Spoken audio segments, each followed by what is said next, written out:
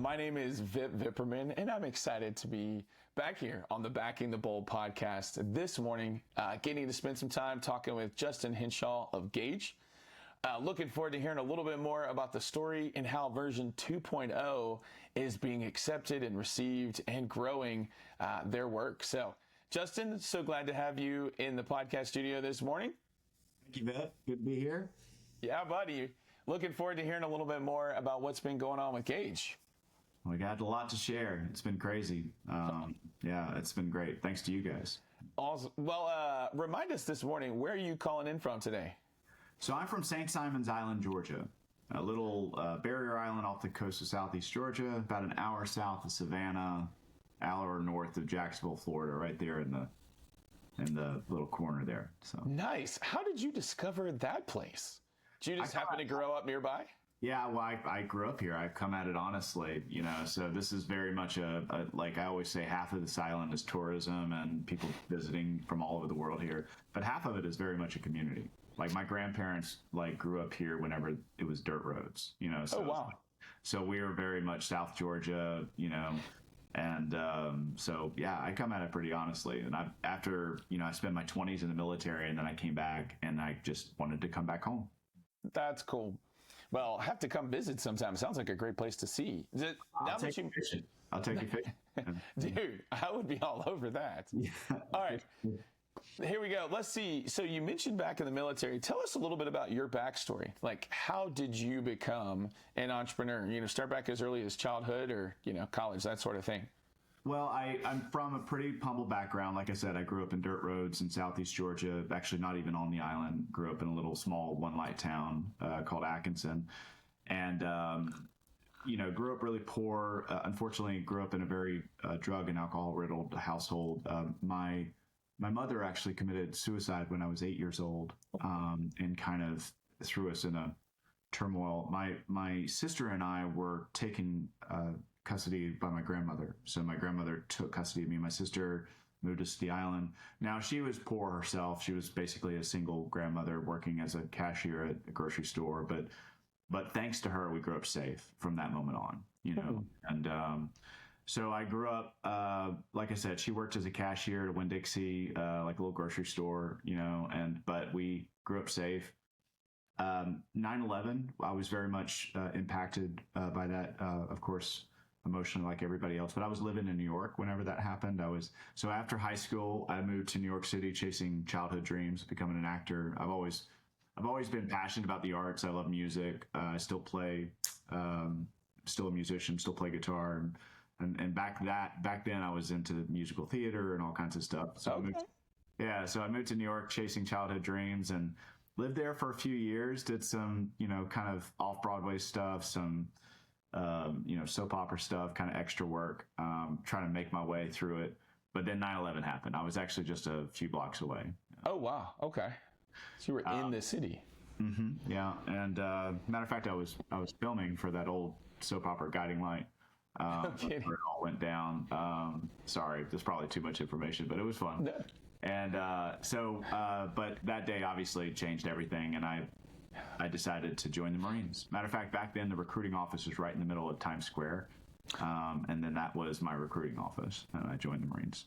Wow. So, I mean, is that like a next day kind of thing, or just... It took me a few weeks of just,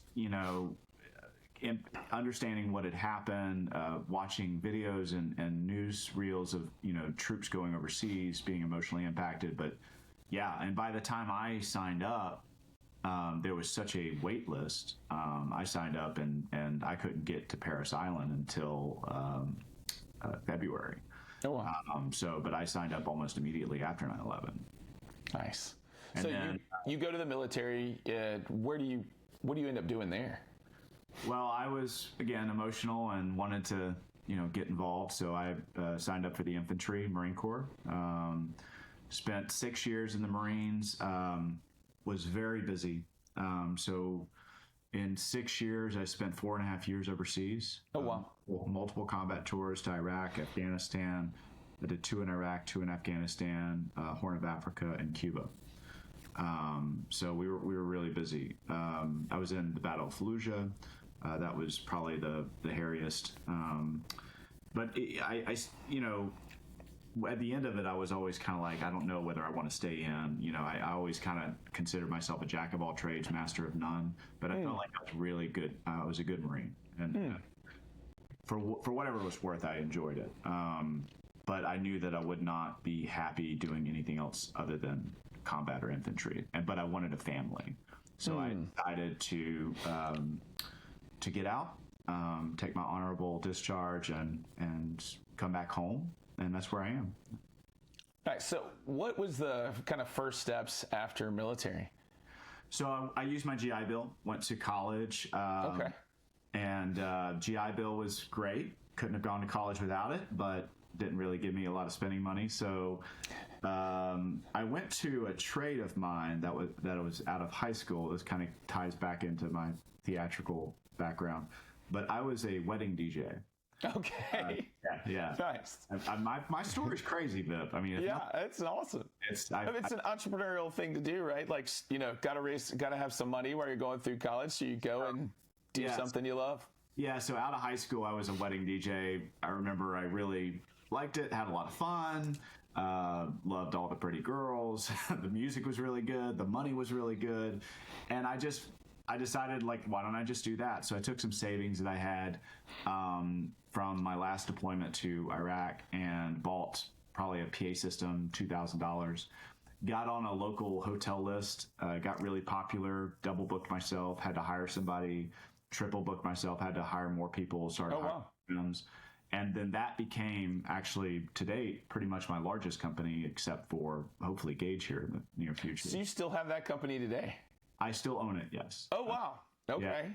So just entrepreneurial things, did it just kind of come normal to you? Because some people are like, hey, I just want to do this job. Like, I'll do it. I'll go. I'll serve. But you started seeing very quickly, like, hey, if I double book myself, I can hire somebody else and I can get paid while he's working. I loved it. Yeah, Vip, I loved it. It was like this magic of taking, two dimes together and rubbing them and making a quarter. It's like this I loved entrepreneurship from the very beginning. And it was really like when I started noticing how I could scale, back then it was called Island Sound, now it's called iSound. And back when I knew we could scale that, and it was awesome. And matter of fact, it almost it came really natural, and then that business, I mean, we do like 24 weddings a week right now. Like, oh my word. Yeah. From Michigan all the way down to Tampa, Florida. And so it's more of a full-on production company, but we do private events and stuff.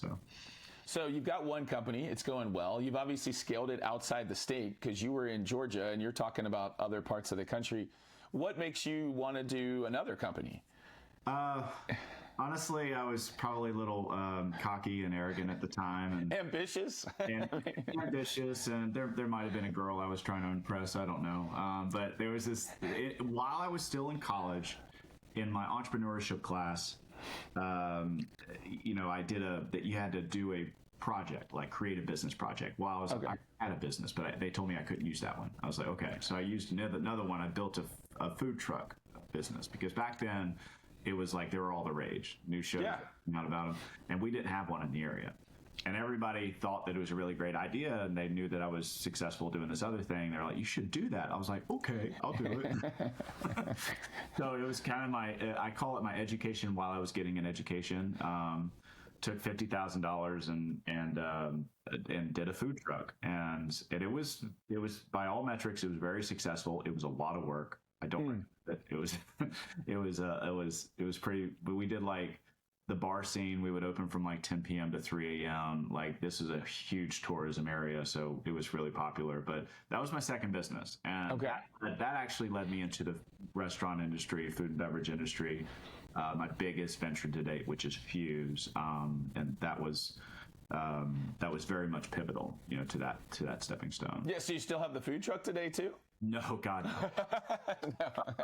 No. Don't take that evil on me. No, I sold that whenever I opened Fuse. Fuse, that's my second big legacy business that's still thriving today. We actually just started franchising it. It's an independent frozen yogurt shop. Okay. And but we just started franchising it. It's doing great. We got up to 4 locations. We just sold 2 franchises. But again, I'm not very involved in the day to day. My day to day is Gage. So you've done one of those very entrepreneurial things, which is like you build a business and you had fun building it, and so then you just turned it over to somebody else to run it for you. So you build another one and it's going well, and you kind of get, oftentimes I see entrepreneurs get bored and they're like, okay, I want to go build the next thing. But tell us, what the problem you saw that forced you or that caused you to want to build Gage. Yeah. So, Gage was basically, the idea of Gage came from back then my girlfriend, she's now my wife, when we were doing our first frozen yogurt shop, our first Fuse. That was when we first had the idea, and this was 13 years ago. But then Fuse went into later other concepts. So I owned Jimmy John's, owned Smoothie Kings, a bunch of other brands, and essentially in 14 years, I've owned and operated over 14 businesses and restaurants. Wow. It really is insane. I don't recommend anything that I've done, except for Gage. But no. So the idea of Gage was just always simmering in the background. It was just, we kept thinking about it. We just kept thinking about it. And every time we would have issues, or every time we would see these really incredible workers, these really incredible kids, and these, and another thing I think that was really a driving factor behind this is that we employ, more or less really young kids starting out, right? From like 15 to 27, their first jobs. And we just got this overwhelming sense of, well, I know what's wrong. What's wrong is that nothing seems to matter. Like nothing, like they clock in, they clock out, they have no platform, they have no community, they have no way to be recognized. They are at work, correct? Like at work. Right. And so there's nothing there. And maybe it's my military background where, I use this in my pitch. In the military, everything you do in the military matters because it goes into a service record. A validated source of recognition within a community that proves and validates who you are and what you can do. Oh, wow. And then if you look at other aspects or other places in the workforce, like college graduates, they have transcripts and diplomas, and then eventually they'll have LinkedIn, and then even gig workers and contractors, they all have apps with ratings and reviews and ways to showcase their commitment and their performance. Okay. For 60% of the workforce, there's nothing. They have been overlooked by every platform and every professional network out there. And so if you were to develop a community, if you were to develop a platform that properly recognizes good work that people do, well, then you would create an economic situation. You would unlock supply and demand where those workers become vastly more valuable, and businesses are willing to hire and pay them more, which is what we saw with the early stage prototype. Okay. And so you literally say, hey, this is who I am. This is what I've done. This is validated information of what I can accomplish. Well, imagine that taking root. Imagine that being a language throughout the entire country. That would change everything in the workforce. Okay. Well, help me understand the problem, though. So, you're seeing the problem. You're talking about it in general, like that this type of worker, specifically like early, like first jobs, working in like retail type opportunities, there's not something that kind of helps them stay focused on that job, that gets them excited about doing the work and rewards them for good behavior, so they don't have any like impetus, as it were, to do great work unless it's just innate in them. What's their motivation? Seriously, like why would they work hard? They can scale to the pinnacle of that particular job, but then they would have to go to another job and then start all over. There's nothing there. It's like now we know that these jobs are very important. They develop soft skills. They develop, who you are as a contributor to the workforce and to our economy. But they seem meaningless. They feel meaningless. Gotcha. And that is what causes the discouragement. That's what causes the lack of motivation. And that is what is wrong with the workforce. The reason they jump from job to job every other week, the reason that they cannot gain any economic mobility and economic traction, career mobility, is because none of those jobs matter. And what we've done is we've created a workforce community for the frontline and shift and hourly work that properly recognizes and makes sure that they're compensated good, hardworking people. That's awesome. Yeah. So what is Gage? What does it actually do? So it's a workforce community. So think LinkedIn and TikTok had a baby. Okay. I got you. A workforce community designed specifically for the frontline and shift and hourly work in very much a younger generation language. There is a community feed because proper recognition doesn't happen in a vacuum. It happens in the community. In front of your friends and in front of your coworkers and that kind of thing. Okay. For recognition to have its the biggest, most impactful its biggest impact is it needs to happen in community. And so we built an entire community feed where people can connect with each other. Workers connect with coworkers. Workers can connect with their boss, their managers, their businesses. And furthermore, those businesses, this is the business side of it, they get a highly engaging app and platform to communicate and engage with their employees. The managerial tools, high fives, endorsements, peer-to-peer connections. Okay. So, and then whenever you built this community, you have essentially the world's first validated transferable employment record. Because all of that information is owned by the employee. This is another thing that I talk about in my pitch. If you look at every other HRIS system out there, whether it be Core, Paycom, Bamboo, all of them, there's hundreds of them. Every single one bit, the data, the performance data is owned by the business. Okay. By the employee. So whenever that employee leaves that place of business, it disappears. Disappears. So why would they care about it? So what we're offering is a community where all of the performance data is owned by the employee. And if you do that, if you make that simple change within the community we've built, you unlock full economic mobility and career mobility for everyone. Nice, because they can show the next job like, hey, I did great work here. I was rewarded. I was a 5-star employee, that type of thing. Yeah, because we know that being good is not enough. Proving that you're good is where the value comes from. Interesting. Okay, so how do you guys do that? Like, tell us a little bit about the software and like you said, what it's accomplishing that other things aren't doing. So essentially, there is the community feed because that's fun and that's their language, right? Right.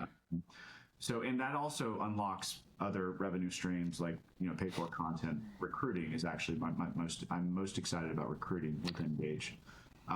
But the workspaces on one side of the app, you'll see on our website, one side of our app is the workspaces. And this is where businesses, even schools, we've partnered with education to allow schools to have early access to Gage to connect with students, particularly trade schools. Like we've with the Technical College System of Georgia. They're going to be onboarding 88 campuses and 150,000 students come January. Nice. Okay. Well, what that does is it allows the students, because education and training is very much a part of their profile. Okay, so education happens within the app as well.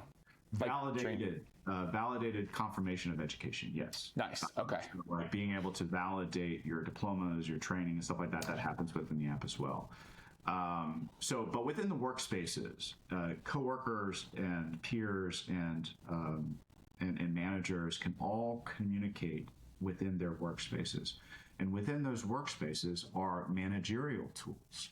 Things like high fives. Hey, thanks for closing last night. You didn't have to do that, but you did. Thank you. Thank you for coming in early and helping me out with the dishes this morning. Coworkers being able to high five each other, like, hey, thanks for covering my shift. Evaluations like, hey, you're doing exceptional this month. Nudges, something corrective, like a private DM, like, hey, let's try to be better here, Gotcha. And this is an engaging, way of doing work because, again, what makes it really significant is that for the first time, all of that performance data is owned by the employee. It attaches to their profile. Now, let me be clear. The profile has features where the user can be, you can mark anything that you want completely private. The user has to have control to protect against abuse and misuse and all sorts of bad situations from bad managers or bad bosses. But what you will have is information that cannot be falsified. So either an employee shows you all of these great feedback. Look at this shout out that I got. Look at this high five. Look at these evaluations. Look at my top soft skills. Look at my average job tenure. I average 8 months at a job. Look at all this. So all of that information cannot be falsified. And that is where the value is. When that person shares that and goes finds a job, they're going to find someone really wanting to hire them. So what happens if an employee goes to a company that doesn't yet have Gage? Like, obviously you created this for, in-house initially to kind of help your employees, because you're managing all these different stores and all these different things, and see employees kind of moving between companies and that kind of thing. But if a company hasn't gotten Gage yet, but the employee's like, man, I've got this great scorecard and I want the job there, how does that work? Well, that's the organic viral growth that we're looking for, Viv. Okay.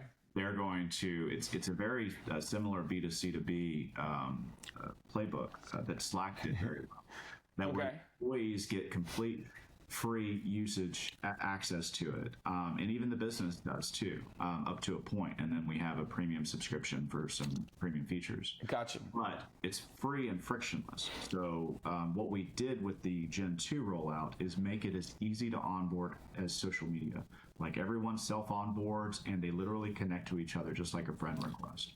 Oh, nice. So employees that use Gage can go ahead and create a workspace without their employer, and then eventually the workspace gets traction. Other coworkers use it, other managers start using it, and then the business comes along for the ride and signs up a business workspace within it.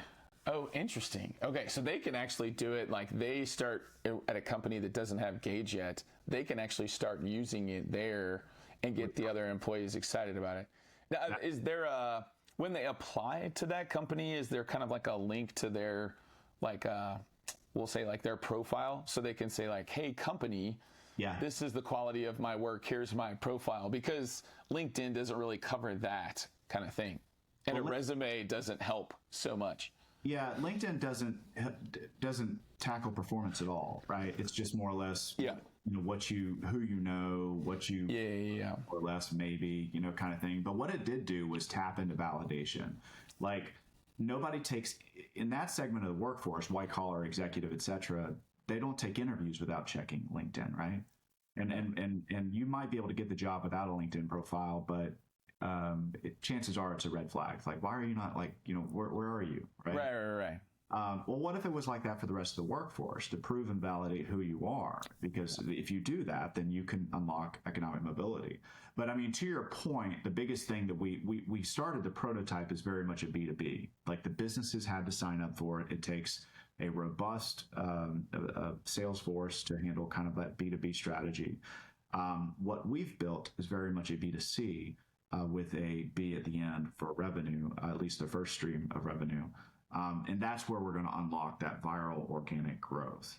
No, I see it now. That makes a lot of sense. It enables it's almost like, what was the other one, like Airbnb or something like, there's different kind of companies where the different type of products is where the employee took it and they wanted to start. That's right. Actually, Slack is the biggest example we use. I mean, Slack never really had a sales force, right? I mean, the users were using it because it was a really cool app and the functionality was incredible. So employees were using it within their workspaces for communication. And then eventually the business comes along, oftentimes, regretting it. They're like, why are we using this? We have a system.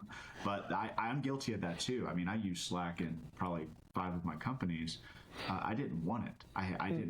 I've resisted for a long time. But the employees were using it. My employees wanted it. My employees used it, and then now I'm paying for it in 5 different subscriptions. So it is very much a B2C to B strategy that we're trying to unlock with Gen 2. Nice. And now, just but because we've built this community, that's just one of many revenue streams that we have in the pipeline. So tell me about like usage and kind of impact on the life of a person. Do you have anybody from these few years that you guys have had the company running that you can say, man, this person's life was transformed by using the app? Yeah, I mean, there's several anecdotes and testimonials, reviews that we've received. With the prototype, now I need to remind your viewers. So we launched a couple years ago. When we first met, we had a prototype. I funded this and bootstrapped it myself. up until you guys came in. And then the prototype saw some really incredible metrics. Number one, in 6 months, we went from 0 to about 80 business accounts and 0 to 3,000 users. And this was all without a dollar of marketing. Like, it was literally just word of mouth. So even without the community, it grew virally just from people talking within a community. You know, it's kind of like a micro social community, right? Like, you check out this Gage thing, right? The biggest challenge that we had was like retention. We have proven, and we will continue to prove, that Gage increases retention to business, saving them turnover costs. Like an average AUV, or excuse me,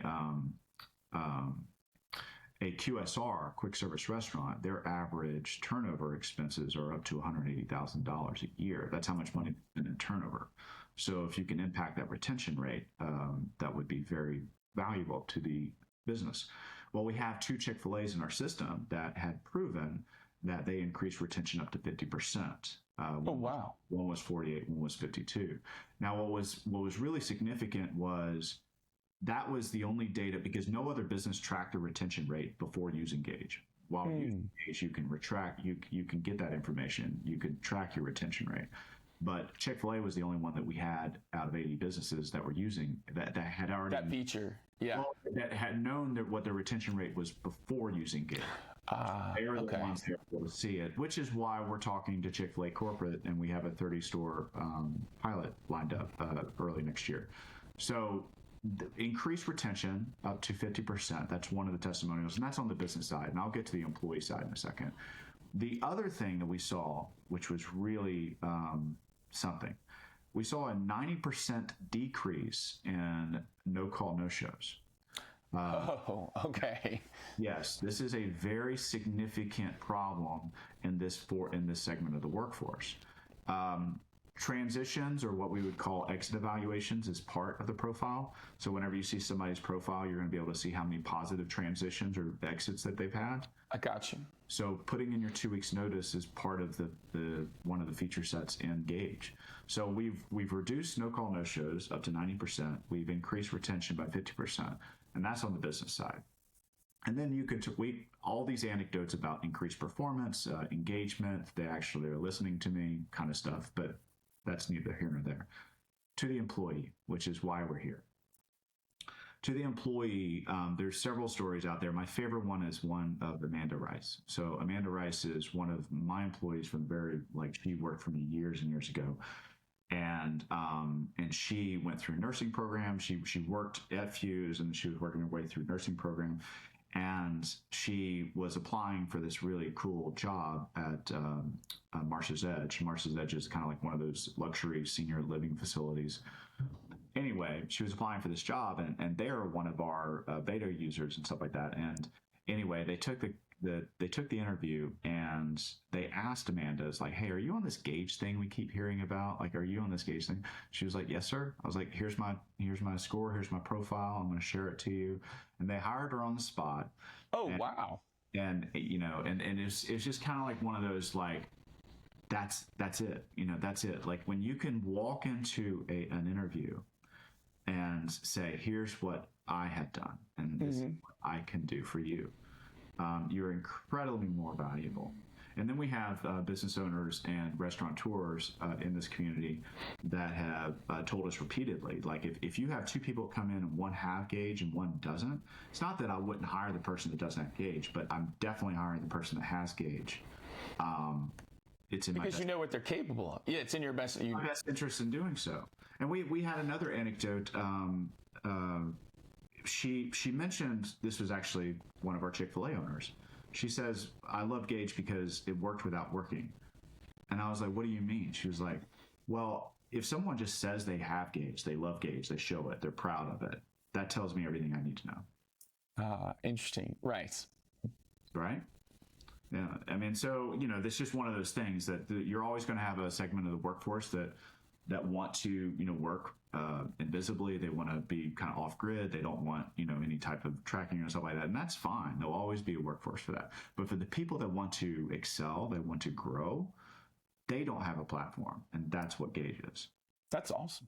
Dude, That's really cool. I'm excited. So as far as like across your other companies, do you feel like it's made a significant difference for you as an employer in the multiple franchises and different things that you're involved in?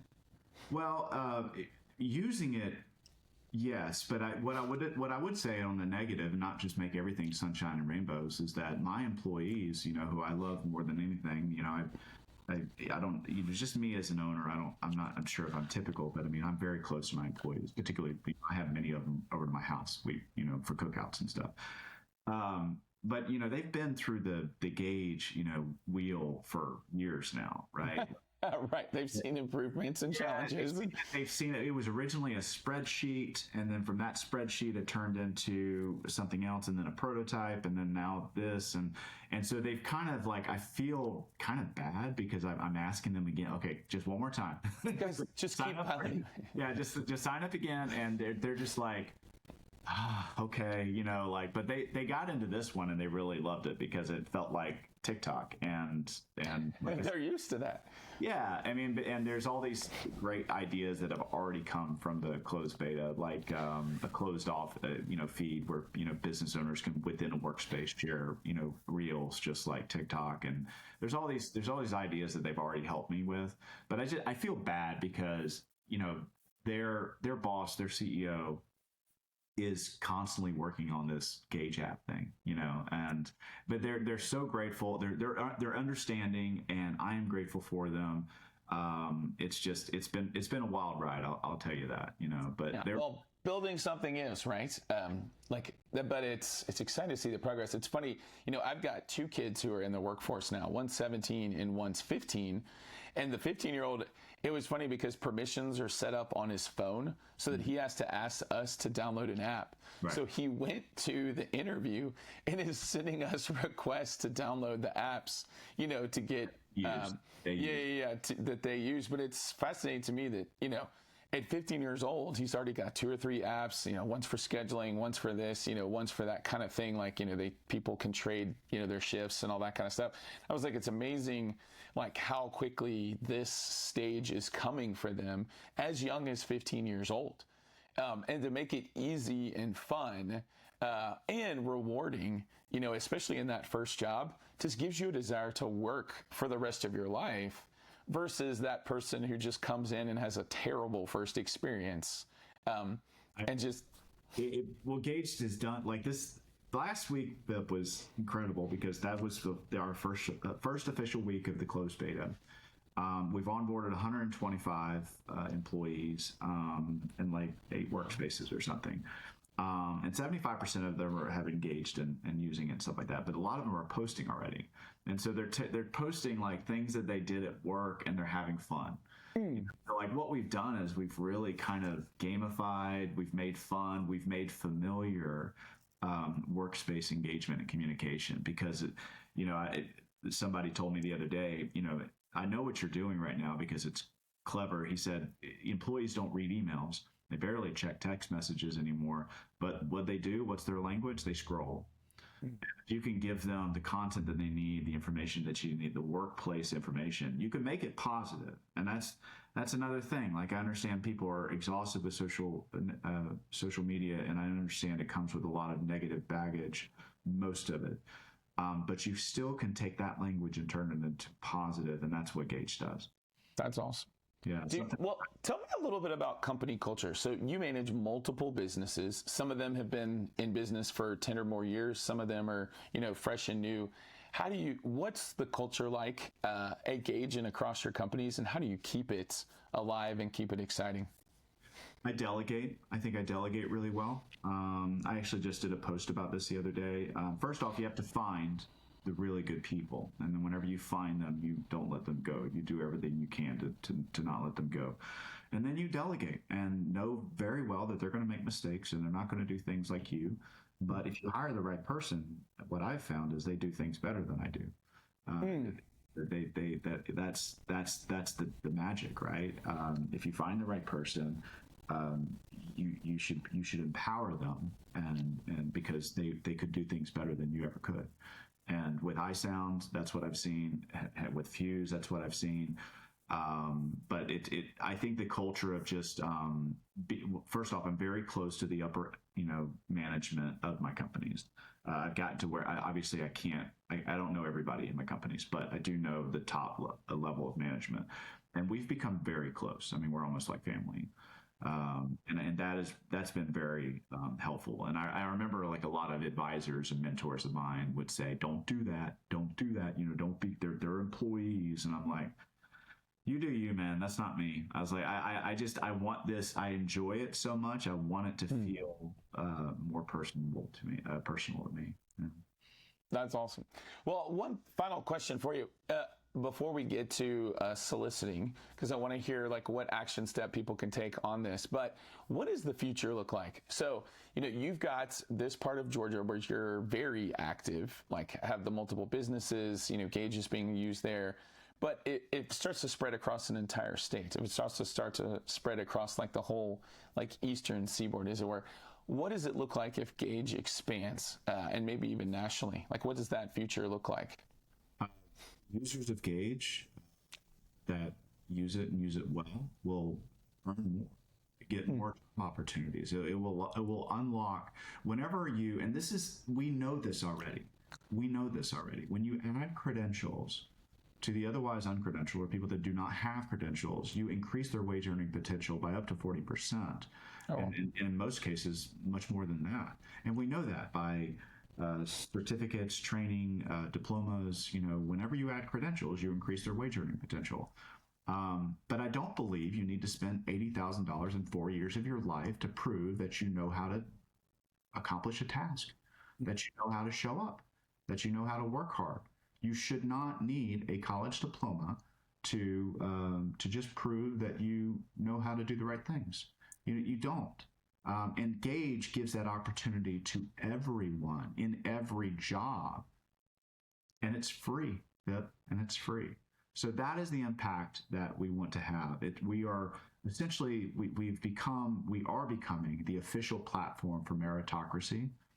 And we are the official platform where everyone in every job could have meaning, purpose, and potential in their life, in their career, and that's an impact. So, you say the big goal, as we get into the state and the country with all of our plans and partners we have right now, I would say that whenever you see a Gage worker, somebody that wants to share their Gage, hire them on the spot and pay them more because they're going to show you what they can do.